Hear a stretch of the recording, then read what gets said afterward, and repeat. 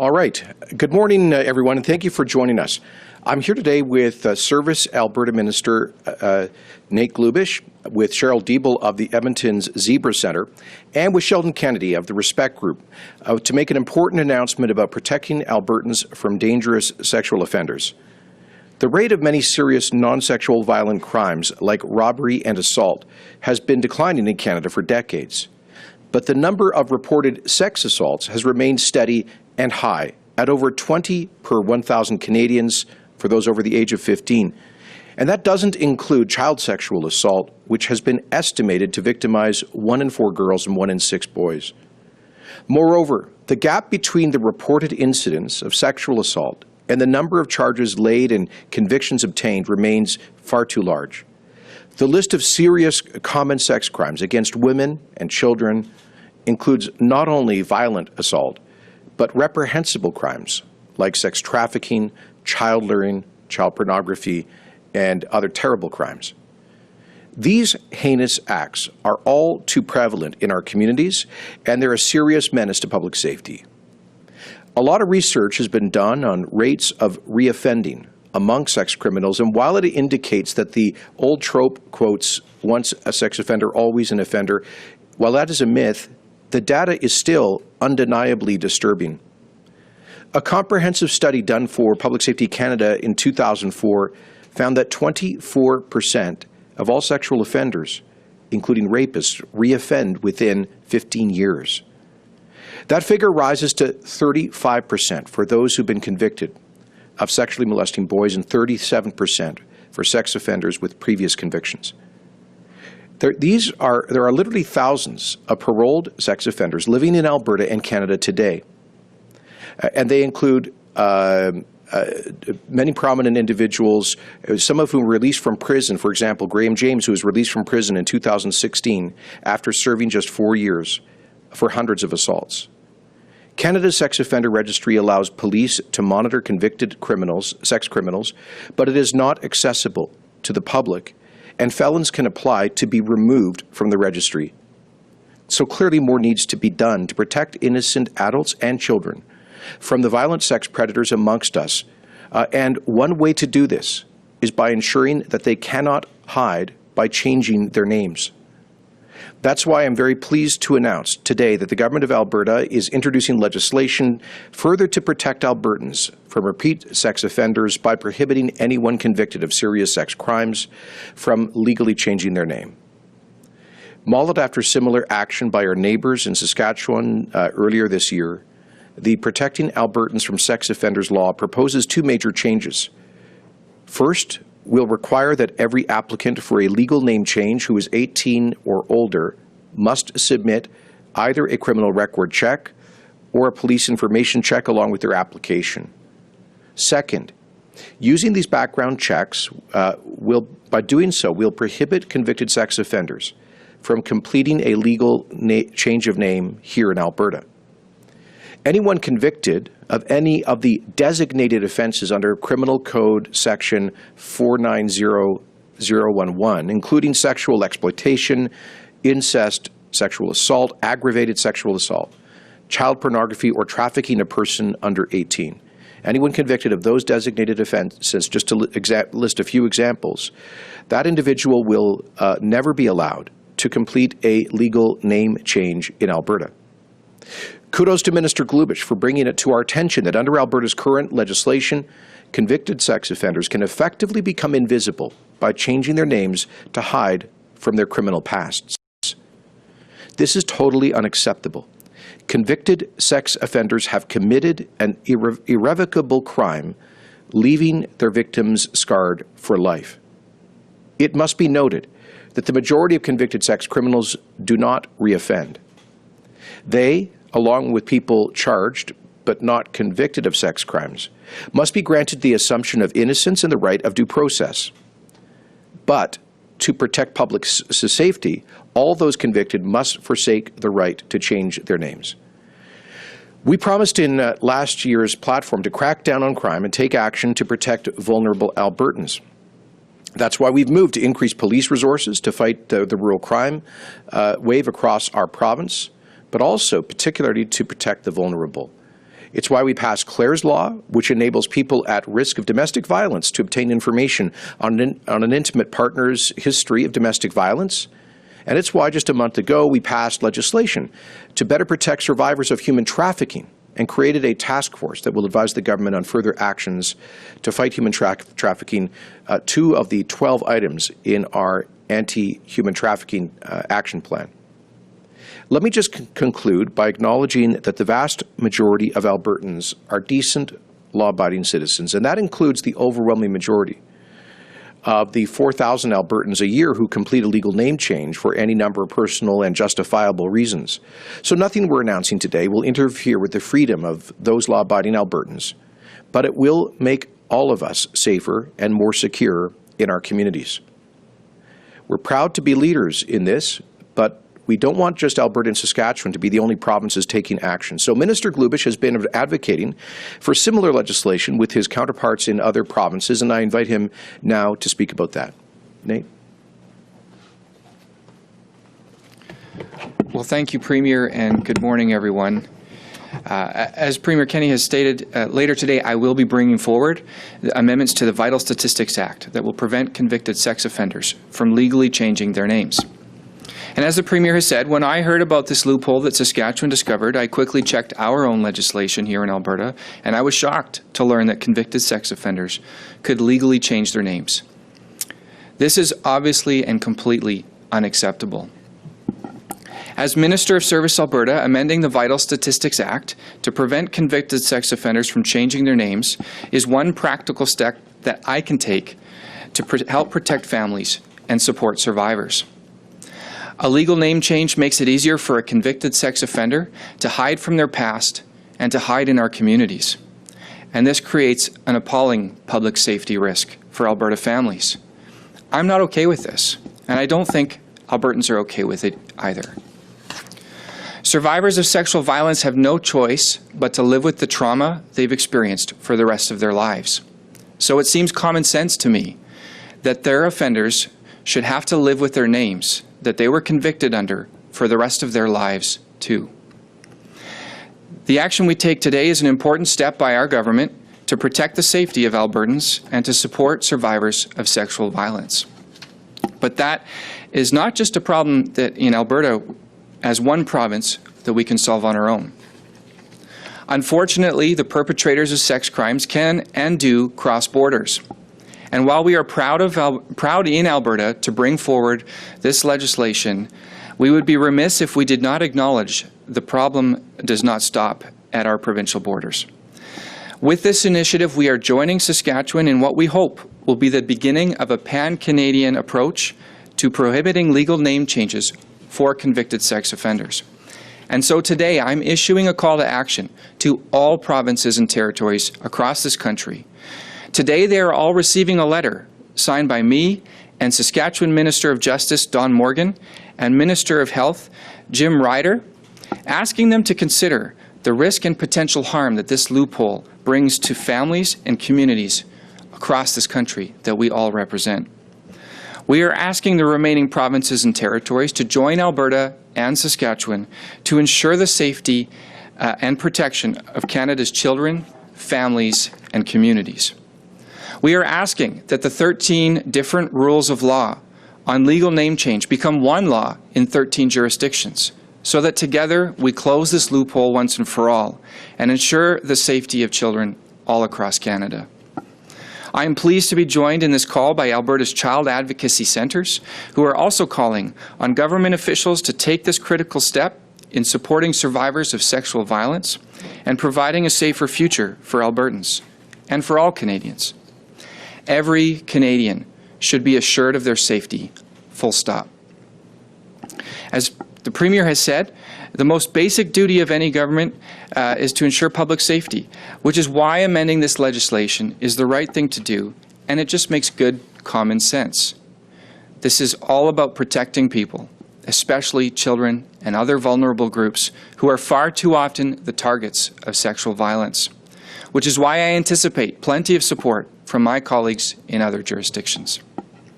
With that, I'll turn it over to Sheldon Kennedy of Respect Group, and then Cheryl Diebel of Edmonton's Zebra Child Protection Center, and one of the co-signatories on a letter of support for these actions. Thank you, Sheldon. Need my glasses. Well, thank you. Thank you, Premier, for making child protection a priority in this province. And thank you, Minister Glubish, for finding this loophole, and Cheryl, the CACs, for all the great work that you do and important work. I put a few of my thoughts down on paper, and I've said previously and still believe today that there's a lack of understanding of the impact of the crime of sexual violence. There's a lack of understanding about the shame, guilt, and trauma that we survivors feel and experience. We know the statistics about what happens to children who are sexually abused. Many end up in treatment centers. A majority are likely to experience homelessness. Relationships are difficult and trust is lost. Every day, a survivor struggles with shame and guilt and needs to try to take control of the negative places their thoughts take them. Thoughts of suicide become normal. The fact is, the impact of that trauma and the violence lasts a lifetime. There's also a lifelong traumatic impact on the people around both the survivor and the offender. Adults, be they friend, family, neighbor, or colleague, carry guilt for not knowing, for not intervening, for not stopping the abuse or violence. Everyone is affected when an offender attacks. So when I heard the minister say that survivors of sexual violence live with the trauma of that for the rest of their lives, and that least we can do is require that offenders need to live with their names, and when I heard about this legislation, I was very moved. Often, sentences that are handed down by the courts don't match the impact of the offense. How do you justify a couple of years for an offender when the survivor wakes up every day in a prison of their own, through no fault of their own? Why do we enable re-victimization when an offender is released or is thought to have successfully completed treatment while the survivor continues to struggle? Graham James was convicted, and after his release, he landed a job coaching in Spain. He was convicted again and was discovered in Mexico. He goes by the name Michael James now. This cannot be allowed to continue, not for anyone. One incident is too many. One victim is too many. This change is one step we can take to try to protect our children. It will not curb a pedophile's instinct, but it will mean they cannot hide. They cannot be the chameleon in our communities. They cannot escape their past. They will have a sentence more in keeping with the trauma and hurt they have inflicted. This legislation takes an important step forward for survivors by better recognizing the lifelong impacts they face and making their offenders face their actions daily. And I want to thank this government for taking this step. Thank you. Thank you, Minister Glubish, for having me here today. And thanks everyone for being here. When the minister's office reached out to me in February to talk about this issue, to be honest with you, I had no idea that this was even possible for somebody to change their name after being convicted for sexual abuse. It came as a surprise to me, to be honest. Even in the work that I do, I was surprised. Barely a week later, in our intake table at the Zebra Child Protection Center, we had a file that came across our desk where, in fact, a convicted offender had changed their name legally. So unfortunately, this does happen, and it can happen here in Alberta. The Zebra Child Protection Center and others like us shouldn't need to exist. We do because some children are hurt and abused, and they and their families need support to cope and heal and continue their journey. It's a tragedy that children can be so traumatized by other human beings. At the Zebra Child Protection Center, we work to provide support and resources to children and youth to heal and move forward. Youth and families we serve the Zebra Center works in collaboration with 6 partners within a multidisciplinary team approach to support children and provide resources for youth and families to move forward in their healing. In conversation with our partners, many of us believe this is the right thing to do and a good step forward in terms of protecting children. I suspect most of us in this room are fortunate enough not to have experienced abuse, and I hope that our children and loved ones never do. But for those of us who do, and for those whose lives are broken because of sexual abuse, and for those who are at risk, we must do everything we can to protect and increase their safety. This change is about protection and peace of mind. If these changes save one child from being sexually abused, from somebody who has already been convicted of this crime, it's worth it. At our center, 62% of our cases last year were sexual abuse cases. I'd like to take the opportunity to thank Minister Glubish and the government for stepping up to make these changes. I'm also especially encouraged by the call to action for the other provinces to take this stand, and I think this change will be more effective if it's adopted across the country, and I will add my voice here to that call of action. I think as adults, we have the responsibility to do everything we can to protect our children and move forward and take this important step. Thank you. Okay, we'll take questions now. Operator, could you please put through the first caller? Our first question comes from Dean Bennett of the Canadian Press. Your line is open. Good morning. Sorry, Premier, I'm going to ask you a completely off-topic question. The Justice Minister was not made available to us yesterday. Bill 26, can you explain to me the rationale for that, i.e., these aren't citizen-led referendums, Canada has complete control over the logistics, and we've got $500,000 for third-party advertisers. The NDP, of course, is saying that this is a way for you to bring big money back into politics and game public opinion. What do you think? Well, first of all, I'd just like to add something to the announcement we just made. Minister Glubish will be working with his counterparts in Saskatchewan to encourage provincial governments across Canada to take similar measures to bring in a legislation prohibiting convicted sex offenders from changing their names. And I, too, will be, I've just thought this is something I should add during the news conference, that I'm going to put this on the agenda of the Council of the Federation when we meet this summer to ask all of the First Ministers to take leadership on this as well as a coordinated measure across the country to protect children and vulnerable people. On your question, Dean, yes, yesterday we introduced legislation to keep a platform commitment to provide for democratic reform in Alberta, the ability of Albertans to have the final say on important issues. This is legislation that exists in many other provinces and jurisdictions around the world that have much more frequent use of direct democracy mechanisms like referendums than we do here in Alberta. Although we have had many referendums in our past, they tend to be decades ago on issues like, for example, daylight savings time and a number of other questions. So we are bringing back into law what existed in Alberta in the past, what exists in BC and Saskatchewan, for example, and what exists in most U.S. states and many European countries, like, for example, Switzerland, or for that matter, the United Kingdom. So this is, I would say, a pretty conventional democratic reform, something that we should have had in Alberta a long time ago. Back in the late 1980s, the Getty government brought in the Constitutional Referendum Act to require a referendum before Alberta would ratify a prospective amendment to the Canadian Constitution. Effectively, Bill 24 it expands that so that we can have a legal framework to let Albertans decide on important issues that are not simply related to constitutional amendments.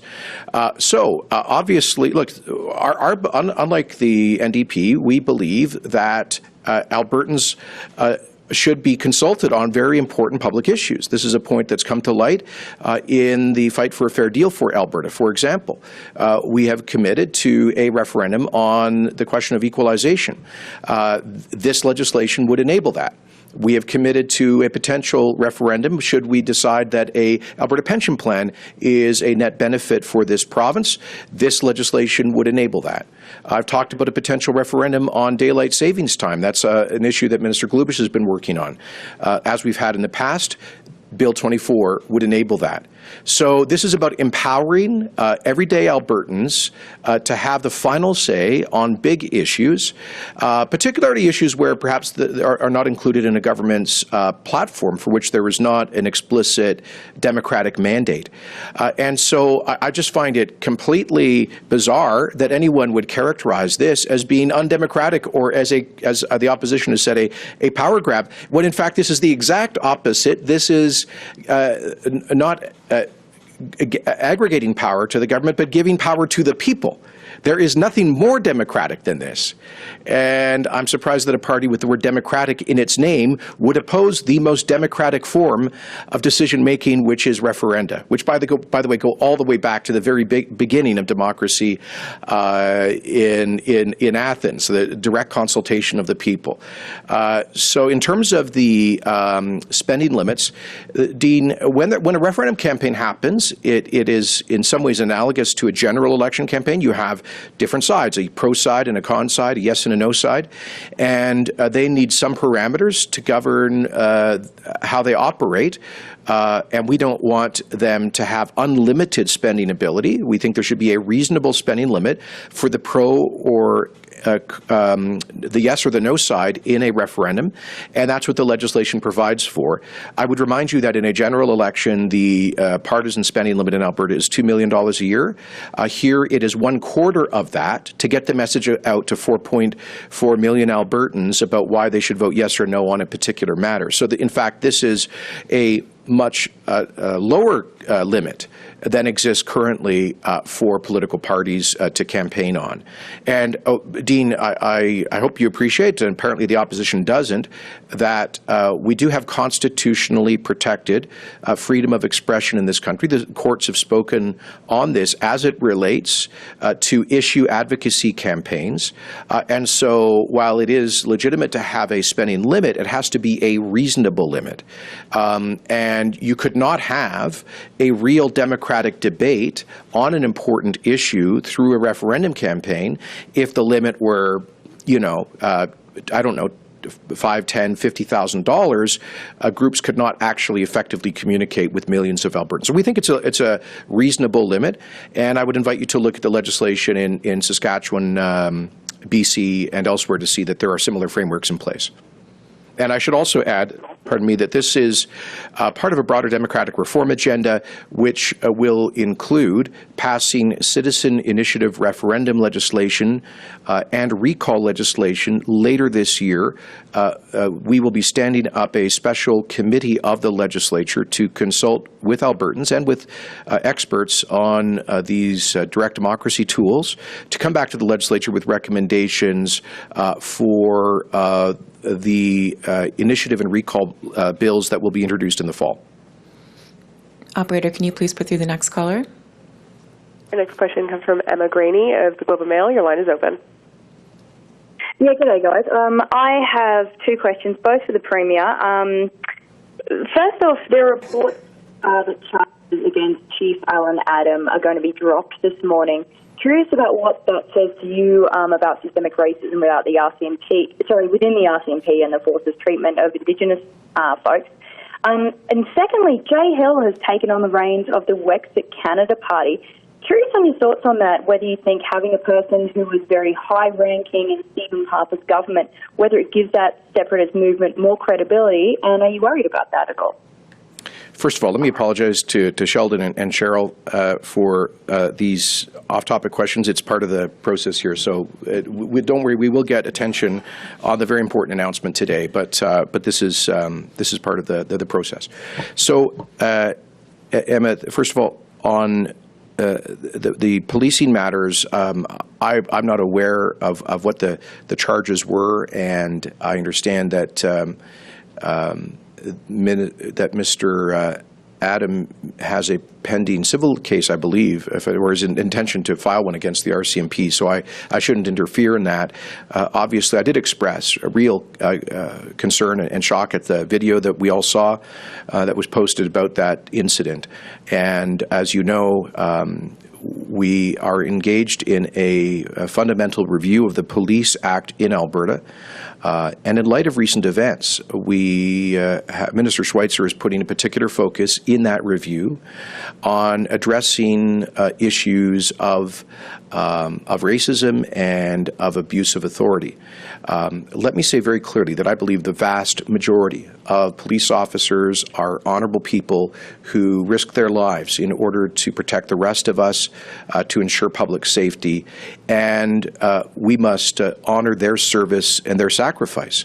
At the same time, we know, like in any walk of life, there are some bad apples, and police services, especially because of the extraordinary powers that they exercise, must be particularly careful to ensure that people whose first resort is to violence, or who may have prejudicial attitudes, are not part of police forces, and that they receive the appropriate training, and that there are appropriate sanctions and consequences if there is an abuse of authority. I believe there was a case of such a sanction recently with a member of the Edmonton Police Service who was found to have engaged in unreasonable use of force.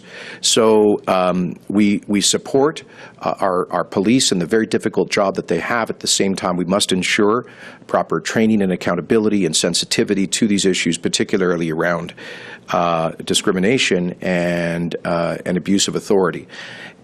And on the second question was? Jay Hill. Oh. That's it. Well,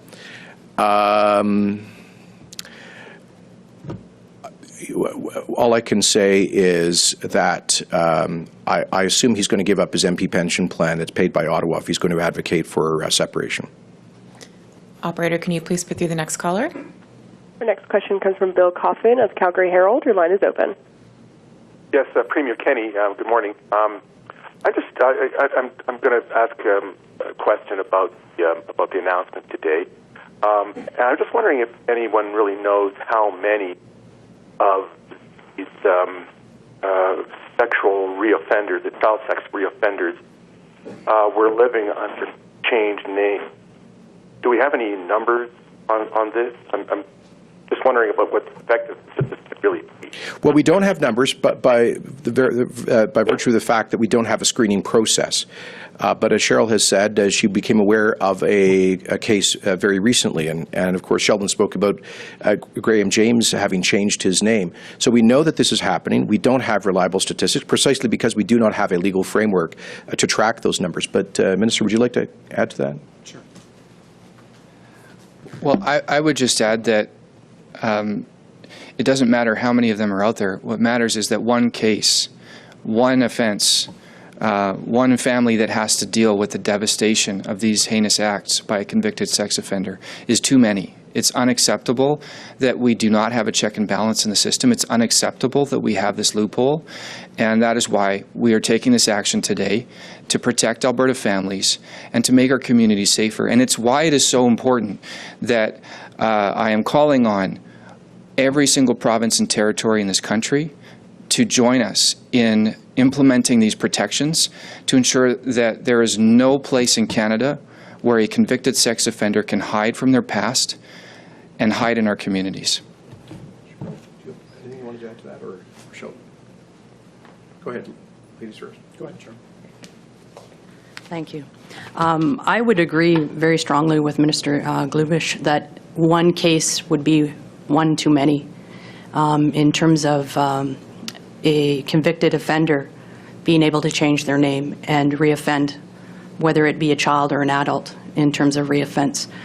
So I would strongly agree that this is a good step forward for children and adults who may have experienced child abuse or sexual abuse of any kind and of any age.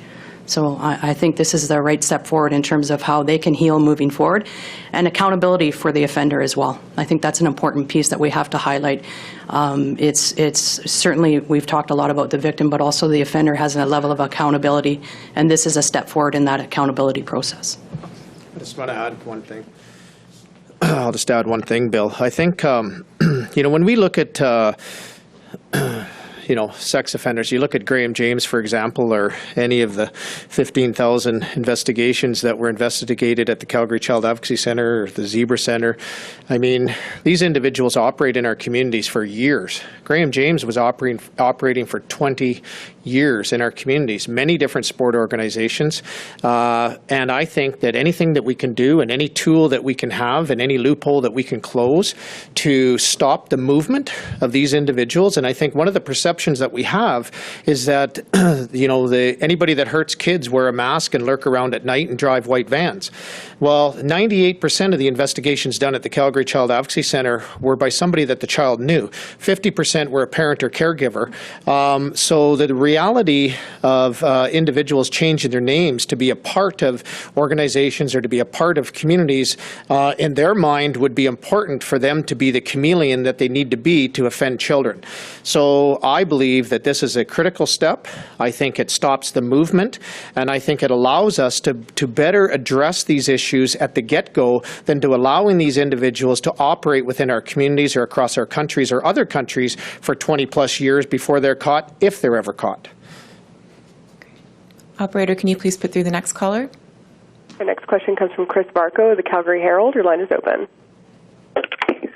Hi, Premier. A new report from CMHC says that new home construction in Calgary is going to drop by between 43 and 64% this year, and that home prices are also going to fall by up to 12%. I'm wondering if there's anything specifically your government is going to do or that it wants to see done by Ottawa to help the new home construction sector, and will any of these measures be included in your upcoming economic recovery plan?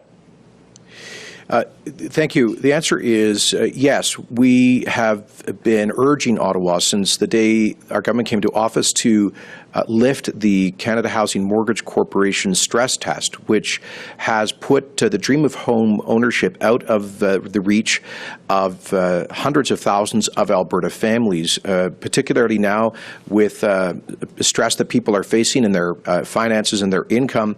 And even though we have record low interest rates, the stress test has just added that extra stringency in terms of accessing mortgages, but it was designed to deal mainly with the overheated condo markets and speculation driving real estate inflation in Toronto and Vancouver, but it sideswiped Alberta and other resource regions that have been going through a prolonged economic period of stagnation. So this is totally unfair on a regional basis. Part of our fight for a fair deal is at least to get a regional, provincial exemption from the CMHC stress test. This is something I raised in my very first meeting with Prime Minister Trudeau back in May of last year, and we have pressed the Finance Minister of Federal Government on, and we will do so again. In fact, I will do this again tomorrow in our meeting with the First Minister's teleconference. That would be a game changer right there in terms of bringing tens of thousands of folks into the market for potential new homes. But look, part of this is, second, let me say that next week we will be releasing a bold, ambitious strategy for the recovery of Alberta's economy that will, I think, surprise people with the scale of its ambition, with our investment in job creation right now when we need it the most. One of the reasons why there'd be fewer homes constructed is because of the 15% unemployment, a real effective 25% unemployment rate in this province. So if we want to get to protect the people's home values and get the home building industry moving again, which is an important segment of our economy, we've got to get people back to work. And that's will be the obsession of our economic recovery strategy to be outlined early next week. That will include the highest ever level of investment in infrastructure in Alberta history to create tens of thousands of jobs, new incentives for diversification of Alberta's economy, including in the innovation and information technology sectors, making a very clear message that Alberta is the best place in which to make job-creating investment in a way that I think will be a game changer, a series of sectoral strategies, all of this designed to help protect people from the COVID economic storm and the collapse of energy prices. We have time for 3 more questions. Operator, can you please put through the next caller? Our next question comes from Ashley Juano of Post Media. Your line is open. Hi, good morning, everyone. I also have a question about the bill that was announced today. I am wondering what happens. So I'm required to give you my fingerprints if I want to change my name. you're framing this as just being something that prevents sexual offenders from changing their name. What happens if, when you check my fingerprints, you find that I'm wanted for a crime that's not a sexual offense? What protections are in the legislation to prevent you from sharing that information from other people? Well, what I would say is that the protections we're announcing today are simply to ensure that convicted sex offenders cannot change their name. This would ensure that any application made by a convicted sex offender pursuant to the Vital Statistics Act to request a legal change of name would be denied. This is about protecting Alberta families. It's about making our communities safer. And it's about addressing a lot of the problems that Sheldon and Cheryl have talked about here today. So that's what this is. That's what this will accomplish. Operator, can you please put through the next caller? Our next question comes from Graham Thompson of iPolitics. Your line is open. Yes, it's a question for the Premier on Bill 26 again. Premier, what will the government's role be in any referendums? Will you be taking an active role in terms of promoting one side, or will the government be remaining neutral on these? Well, Graham, I guess it depends on the on the issue. Let me just say that the legislation, the bill, makes it prohibits the government from engaging in advertising on a related issue in, I believe it's the 90 days prior to the referendum. You'd have to check on the exact date there. So the government would not use any public resources to advocate for or against a referendum position. Having said that, as Premier, I might make an argument on some issues for or against. This is very typical. If you look in the United States, for example, where I think nearly 40 states have fairly frequent use of referenda. You'll typically see the governor or different party leaders in the state legislatures advocating for or against a particular measure. You go back to the Brexit campaign in the United Kingdom, where the Prime Minister, the leader of the opposition, took a position, but they did not expend public resources on the advocacy of that position. So that's the distinction I would make. I could certainly see issues that we may decide to put to the people where the government does not take a position. One of the issues we're considering consulting Albertans on is whether to change daylight savings time. And, I'm pretty much agnostic about that. And so I wouldn't intend to take a position if we put that on the ballot. On the other hand, if we have a referendum to advocate for equalization, to reform equalization, my position on that is hardly a secret. So I might, make public arguments, but would not expend public resources on that. I just wanted, on the same issue, Graham, I hope Dina is still listening, because I just realized I wanted to come back on something. He said that the opposition has criticized the government for the $500,000 spending limit for advocacy campaigns around referendum votes. I would remind the NDP that their own affiliate organization, the Alberta Federation of Labour, discloses that they spent, I think, over $1.5 million in the last couple of years on public advocacy campaigns. And that's actually a formal legal affiliate of the NDP. We're going to be addressing that, closing that loophole for big money in Alberta politics in the fall through legislation that we committed to in the platform that will make it illegal for formal affiliates of registered political parties to engage to operate as third-party expenditures, because that's just a loophole where in this case one party is using an affiliate to do its advertising for them. And secondly, we will also be bringing in our platform commitment in the fall to limit to $30,000 the amount of money that a single donor can contribute to a third-party expenditure campaign. Okay, we have time for one more. Operator, can you please put through the last caller? Final question comes from Catherine Grgowski of Alberta Today. Your line is open. Well, thank you for taking my question. And again, I do apologize to the people who are here for the announcement on the sex offender registry. I am writing about it, but as mentioned, this is the first opportunity to ask about Bill 26.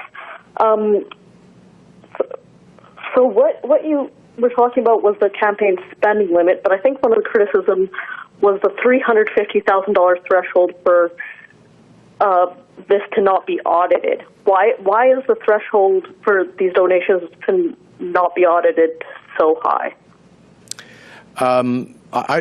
I don't know that detail of the bill. I can say that I'm sure that Elections Alberta wants to investigate something. Regardless, they can do that. In terms of, I think the idea here is this: that if you have a referendum in a small community group wants to, imagine we have a referendum on daylight savings time.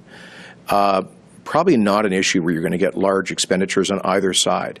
But imagine that as a small community group is particularly passionate about it, and they crowdsource $10,000 or $20,000 for a campaign, and it's a small, informal, nonprofit effort. I think we don't want to impose an unreasonable administrative burden on them.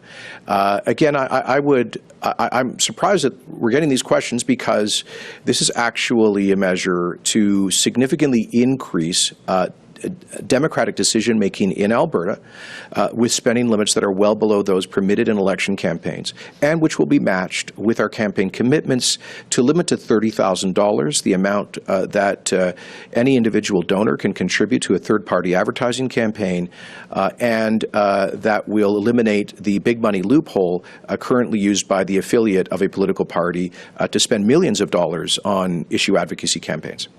All right. Thanks very much, everyone.